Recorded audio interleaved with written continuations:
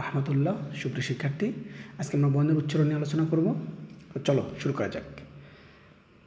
শুরুতে তোমরা দেখতে পাচ্ছ তিনটি কলামে উপরে একদম হেডিংয়ে লেখা বানানে থাকবে, উচ্চারণ হবে এবং উদাহরণ।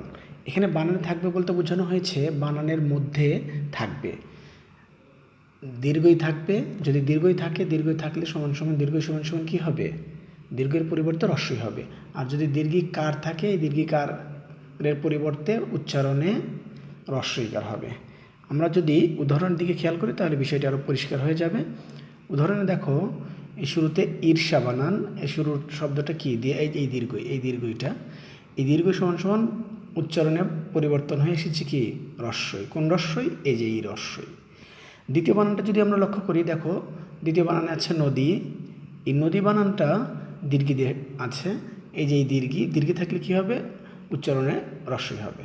এই যে রস্বই হয়েছে, উচ্চারণে কী হয়েছে? রস্বই হয়েছে। আশা করি বুঝতে পেরেছ। আসসালামু আলাইকুম।